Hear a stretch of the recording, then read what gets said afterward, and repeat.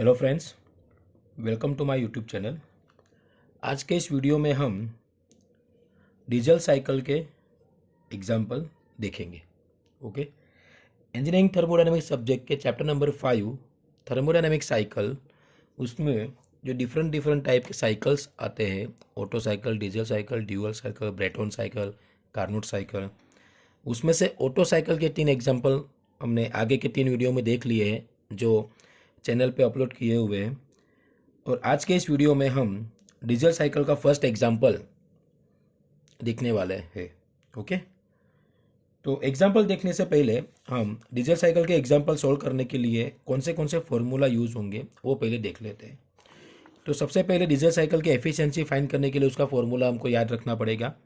Efficiency of diesel cycle is equal to 1 - 1 upon R raise to gamma -1। ये हमारा जो है वो ऑटो साइकिल की एफिशिएंसी का फॉर्मूला है, ये यहाँ तक, ये वाला 1 - 1 upon R raise to gamma -1। तो ये हमारा हो गया ऑटो साइकिल की एफिशिएंसी का फॉर्मूला। तो इसके साथ हम rho raise to gamma -1 divide by gamma rho -1 ये मल्टीप्लाई कर देंगे इसके साथ, तो हमारा ये हो जाएगा डीजल साइकिल की एफिशिएंसी का formula. Okay, where gamma is equal to adiabatic index, R equal to compression ratio, जो सेम हमारा ऑटो साइकिल में हम करते थे कंप्रेशन रेशियो फाइंड करने के लिए, are is equal to V1/V2 या फिर VS + VC/VC, swept volume, stroke volume plus clearance volume divide by clearance volume, rho is equal to cut off ratio. ठीक है, तो डीजल इंजन जो हमारा आएगा डीजल साइकिल के एग्जाम्पल, उसमें कंप्रेशन रेशियो तो आएगा ही, उसके साथ साथ कट ऑफ रेशियो भी आएगा। तो कट ऑफ रेशियो क्या है? तो cut off ratio is equal to V3/V2। Okay, V3/V2 is equal to T3/T2। Okay, तो ये हमारा कट ऑफ रेशियो होगा V3/V2 या फिर T3/T2। कट ऑफ रेशियो हमारा मेन V3/V2 है, लेकिन डीजल साइकिल में जो हीट सप्लाई होता है हमारा वो कांस्टेंट प्रेशर पे होता है, इसलिए उसका रिलेशन पीवीटी रिलेशन अप्लाई करके हम T3/T2 फाइंड कर सकते हैं। ओके, तो ये हमारा कट ऑफ रेशियो है, तो ये आपको याद रखना पड़ेगा। क्लियर? तो ये फॉर्मूला का यूज़ करके हम डीजल साइकिल की एफिशिएंसी की वैल्यू फाइंड कर सकते हैं। ओके, तो अभी आज के इस एग्जाम्पल में हमको क्या दिया हुआ है? तो ये जो एग्जाम्पल है, ये एग्जाम्पल गुजरात टेक्नोलॉजिकल यूनिवर्सिटी के समर 24 जो एग्जाम्पल थी, समर 24 मतलब लास्ट एग्ज़ाम। ओके, तो समर 24 के एग्ज़ाम में ये 7 मार्क्स में आया था, और सेम एग्जाम्पल इसके जैसे है, सिर्फ यहाँ पे वैल्यू चेंज होगी, कंप्रेशन रेशियो चेंज किया है, और कट ऑफ रेशियो जो cut off fuel cut of percentage है यहाँ पे 6% है, विंटर 22 में 5% था, और यहाँ पे कंप्रेशन रेशियो 14 है, तो विंटर 22 में 15 था। ओके, कंप्रेशन रेशियो 15 था और फ्यूल कट ऑफ 5% था विंटर 22 में। तो सेम एग्जाम्पल रिपीट जो विंटर 22 है उसमें भी आया था 7 मार्क्स में, और समर 24 में यही एग्जाम्पल जो मैंने अभी करवाने वाला हूँ, ये एग्जाम्पल आने वाला है। तो ये मोस्ट इंपॉर्टेंट एग्जाम्पल है डीजल साइकिल में, तो ये एग्जाम्पल तो आपको करना ही होगा। ठीक है, तो स्टार्ट करते हैं अभी example. In engine working on diesel cycle, तो डीजल साइकिल का एग्जाम्पल है, कंप्रेशन रेशियो इज 14। तो कंप्रेशन रेशियो हमको दिया हुआ है, तो compression ratio R is equal to कितना दिया हमको? 14। तो ये कंप्रेशन रेशियो हमारा जो है आर, तो आर को हम कैसे बता सकते हैं? Compression ratio V1/V2 is equal to 14। Okay, V1/V2 is equal to 14। तो इसको हम यहाँ पे इस तरह, ये V1/V2 इज इक्वल टू 14 अभी यहाँ पे हम रखते हैं। ठीक है, तो ये तो आपको पता चल गया कि compression ratio R is equal to हमारा क्या होगा? 14। Clear? Fuel is cut off at 6% of stroke length. Okay, तो ये हमको एक सेंटेंस दिया हुआ है जो हमारा फ्यूल सप्लाई करते हैं, क्योंकि डीजल इंजन जो होता है हमारा डीजल साइकिल, तो उसमें हीट सप्लाई देने के लिए हमको हम फ्यूल सप्लाई करते हैं। तो फ्यूल को कट ऑफ हम कम करते हैं, तो यहाँ पे आपको दिया हुआ है fuel cut off at 6% of stroke length. तो स्ट्रोक लेंथ के 6% फ्यूल कट ऑफ हमारा हो रहा है।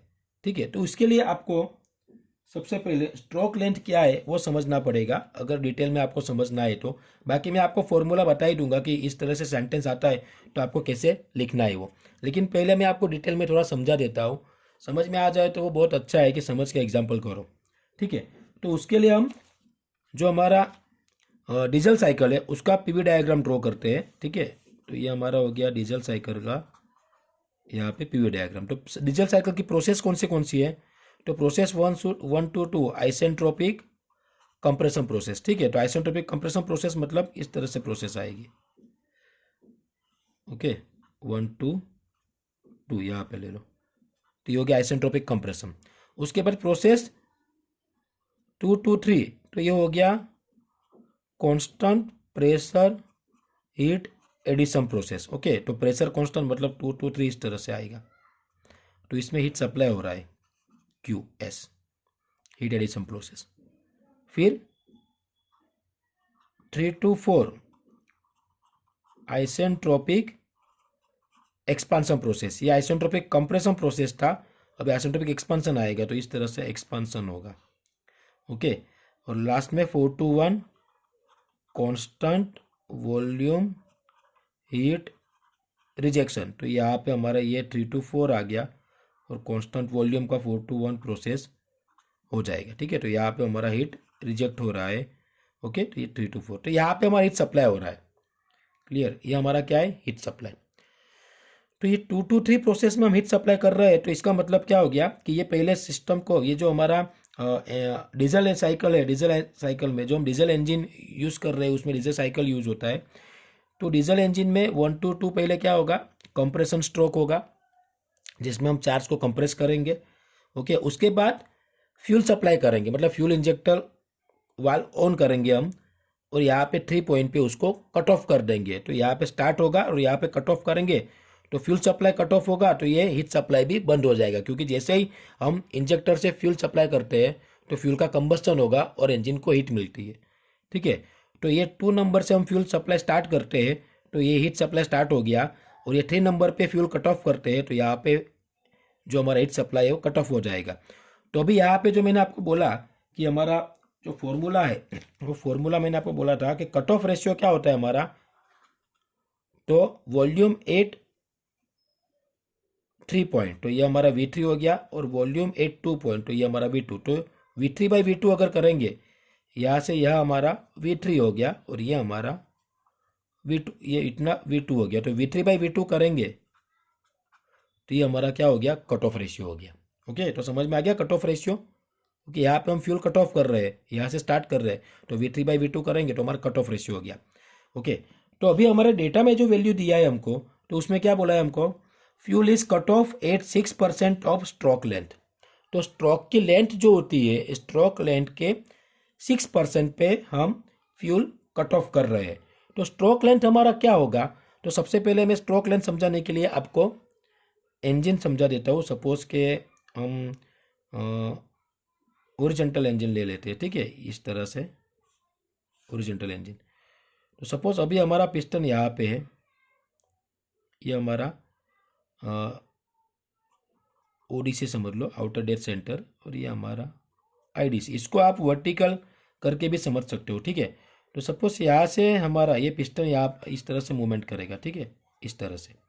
तो यहाँ से यहाँ पे आ रहा है, तो कंप्रेशन स्ट्रोक हो रहा है, क्लियर। तो ये हमारा क्या हो गया, स्ट्रोक लेंथ हो गई एक, ठीक है। अगर आपको वर्टिकल में अच्छे समझ में आएगा तो आप वर्टिकल में समझ लो, ठीक है। ये हमारा इंजन है, तो समझ लो ये आपका TDC और ये आपका BDC, बॉटम डेड सेंटर। तो सपोज ये हमारा पिस्टन है, ओके।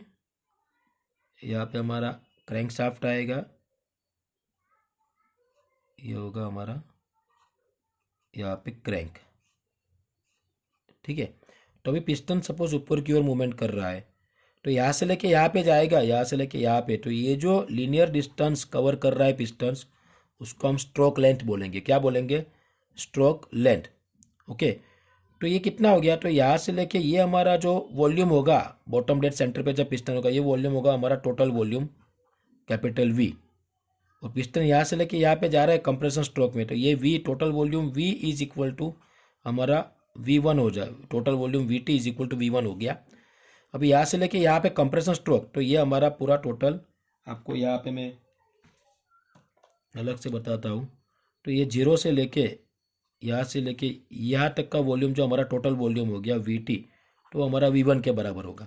अब ये कंप्रेशन स्ट्रोक हो रहा है, तो आफ्टर कंप्रेशन स्ट्रोक कंप्लीट होने के बाद यहाँ तक का वॉल्यूम हमारा कितना आएगा, V2, ठीक है। तो स्ट्रोक लेंथ हमारी कितनी है, तो पिस्टन आपका यहाँ से लेके यहाँ पे आ रहा है, यहाँ से लेके यहाँ पे, इतना हमारा स्ट्रोक लेंथ है। तो अगर इसको हम लीनियरली मेज़र करेंगे तो ये आपको, अगर वॉल्यूम के फॉर्म में आपको मेज़र करना चाहते हैं आप, तो हमारा ये टोटल हमारा V1 वॉल्यूम है और पिस्टन यहाँ तक आ रहा है, मतलब ये बाकी रह गया हमारा V2।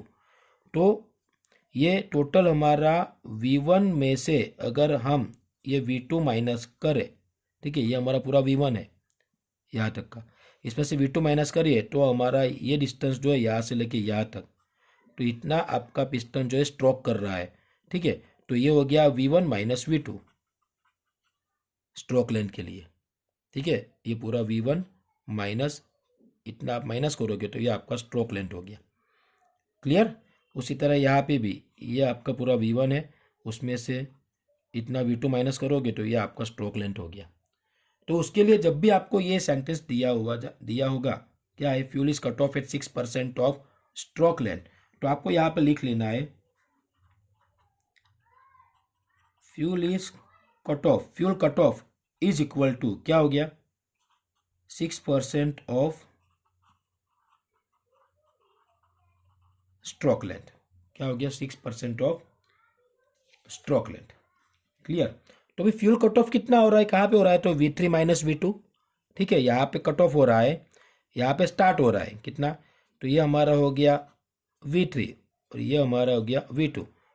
तो कितना फ्यूल जा रहा है हमारा, तो V3 माइनस V2, ठीक है। तो फ्यूल कट ऑफ में क्या आएगा हमारा, V3 minus V2 is equal two stroke length, मैंने आपके क्या बोला, stroke length term V1 minus V2, तो 6% of V1 minus V2। Clear हो गया। ओके। अगर समझ में ये डिटेल में है हमारा कि ये कैसे आया, अगर ये समझ में नहीं आता तो डायरेक्ट आप याद रख लो, जब भी फ्यूल कट ऑफ आता है तो V3 माइनस V2 लेना है और स्ट्रोक लेंथ में V1 माइनस V2 है। तो fuel is cut off at 6% of stroke length. Okay. तो स्ट्रोक लेंथ हमारा V1 minus V2, fuel cut off V3 minus V2, 6% of V1 minus V2। तो ये क्या हो गया हमारा, V3 minus V2 is equal to 6 divide by 100 into V1 minus V2। Clear. क्यों 100 आया, क्योंकि ये हमारा परसेंटेज में है, तो 6 डिवाइड बाई 100 हो गया, परसेंटेज निकालने के लिए 6 डिवाइड बाई 100, तो ये V1 माइनस V2 मल्टीप्लाई में आ गया। क्लियर। इतना समझ में आ गया। ओके। तो अभी वापिस यहाँ पे आते हैं, तो अभी हमारा ये हमारा कंप्रेशन रेशियो जो V1 बाई V2 है, तो इसका हमें रिलेशन मिलेगा V1 इज इक्वल टू 14, ये V2 को वहाँ पे लेके जाओ तो ये V2 हो गया। क्लियर। V2 को साइड पे लेके गया, 14 V2। ओके। तो अभी क्या बाकी है, फाइंड एयर स्टैंडर्ड एफिशिएंसी। तो हमारा एयर स्टैंडर्ड एफिशिएंसी डीजल के लिए फाइंड करना है, डीजल। ओके। दूसरा क्या दिया है, गामा, तो गामा इज इक्वल टू 1.4, तो ये एफिशिएंसी फाइंड करनी है। ओके। तो हम सबसे पहले एफिशिएंसी अगर फाइंड करनी है तो उसका फॉर्मूला जो मैंने आपको बताया है, तो एफिशिएंसी के लिए हमारे पास R होना चाहिए, तो R तो आपको दिया हुआ है 14, गामा होना चाहिए, तो गामा भी दिया है, लेकिन रो, इसको क्या बोलते हैं, कट ऑफ रेशियो रो, तो कट ऑफ रेशियो हमारे पास नहीं है, तो cut off ratio is equal to V3 by V2 होगा या फिर T3 बाई T2, लेकिन टेम्परेचर का कुछ भी दिया नहीं हमको, तो हम क्या V3 बाई V2 फाइंड करेंगे, तो V3 बाई V2 हमको मिल जाएगा, वो हमारा क्या हो जाएगा, कट ऑफ रेशियो। तो अभी इस सेंटेंस में आपको दिया हुआ है fuel is cut off 6% of stroke length, तो cut off is equal fuel cut off V3 minus V2, cut off ratio की बात नहीं कर रहे हैं, फ्यूल कट ऑफ की बात कर रहे हैं, तो V3 माइनस V2 और स्ट्रोक लेंथ हो गया V1 माइनस V2, तो V3 minus V2 is equal to 6% of V1 minus V2, तो V3 minus V2 is equal to 6 divide by 100 क्यों किया हमने, क्योंकि हमको यह परसेंटेज को निकाल लेना है, तो 6% को निकालने के लिए हम 6 डिवाइड बाई 100 कर दिया, हो गया, तो परसेंटेज में निकल गया वो, तो अभी V1 माइनस V2 मल्टीप्लाई में आ गया। अभी क्या करेंगे हम, ये हमको कंप्रेशन रेशियो दिया है, वहां से हमने डिराइव किया कि उसका रिलेशन जो V1 V2 का है, तो V1 is equal to 14 V2 है, तो यहाँ पे हम V1 की जगह पे 14 V2 इनपुट कर देंगे, ठीक है। तो ये हमारा हो गया V3 minus V2 is equal to, तो ये 6 डिवाइड बाई 100, तो V1 की जगह पे क्या है हमारा 14 V2 minus V2।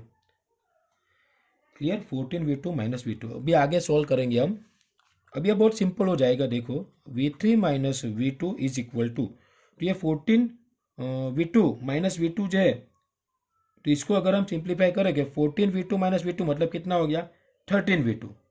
Clear. 14v2 minus v2 है, तो 14 में से एक माइनस चलेगा तो कितना आएगा 13। तो ये आगे तो हमारा 6 डिवाइड बाई 100 तो है divide by 13v2, clear, divide by 13v2। अभी इसको हम सोल्व कर लेंगे तो ये कितना आएगा हमारा देख लेते हैं। 6 मल्टीप्लाई बाई 13 डिवाइड बाई 100 तो 0.78 कितना आया 0.78। तो ये हमारा हो गया v3 minus v2 is equal to 0.78। v2 बाकी है v2। अब ये v3 माइनस v2 है, माइनस v2 को हम इक्वल टू के उस साइड पे लेके जाएंगे तो v3 is equal to minus तो प्लस हो जाएगा, मतलब ये हमारा हो गया 0.78 v2, तो ये यहाँ पे आ जाएगा तो प्लस होगा, तो वहाँ पे 0.78 ओके 0.78 प्लस ये 1v2 हो गया 1 कितना हो जाएगा 1.78, ये हो गया 1.78 v2। v3 is equal to 1.78 v2। अभी v2 को वापस इक्वल टू के यहाँ पे माइनस था, इक्वल टू के उस साइड पे गया तो ये क्या हो गया प्लस।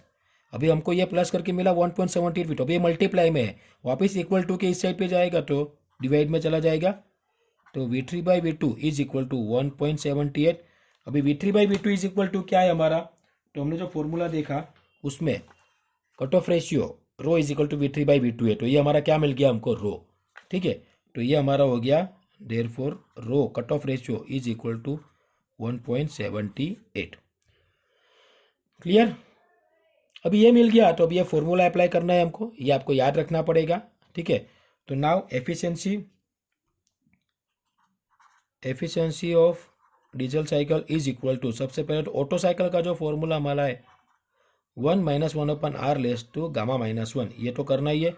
तो इसके साथ मल्टीप्लाई में हमको करना है rho cut off ratio raise to gamma minus 1 divide by, अभी ये जो ऊपर गामा है उसको आगे ले लो और रो माइनस 1 कर दो, ठीक है। तो ये हमारा ब्रैकेट ओवर, इस तरह से आपको फॉर्मूला याद रखना है, ये तो करना ही है ऑटो साइकिल का, उसके साथ मल्टीप्लाई में rho raise to gamma minus 1, gamma को आगे ले लो और बाकी में रो माइनस 1 कर दो।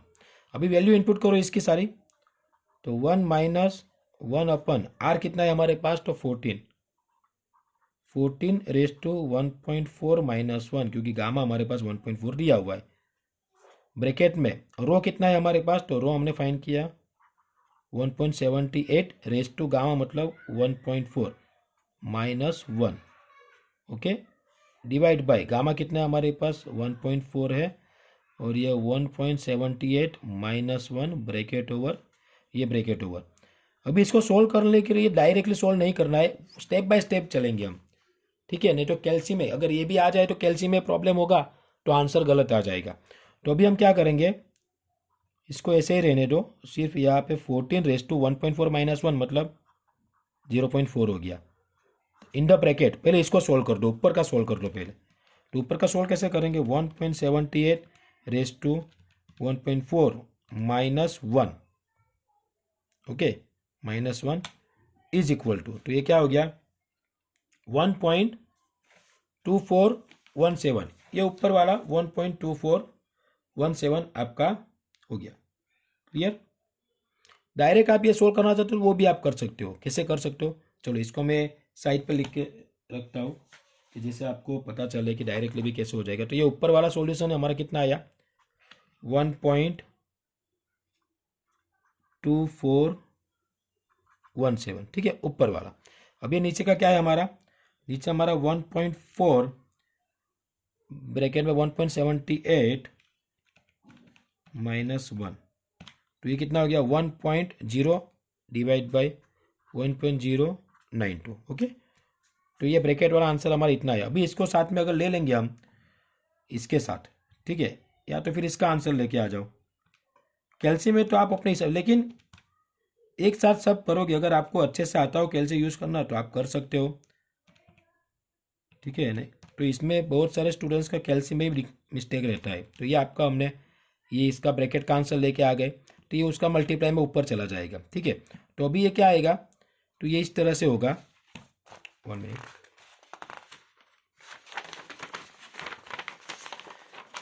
ठीक है। तो ये हो जाएगा, अभी यहाँ पे जो आएगा ना ये हो जाएगा आपका 1 माइनस 1 अपन 14 0.4 ब्रैकेट में 1.1371 ये हो गया। ठीक है, तो अभी इसका आप सॉल्यूशन करने के लिए क्या करो, इसको 1 के साथ मल्टीप्लाई करो तो ये हो गया 1 माइनस ब्रैकेट में 1.1371 डिवाइड बाय 14⁻⁴ ब्रैकेट ओवर। तो ये हमारा आंसर हो गया 0. ओके कुछ तो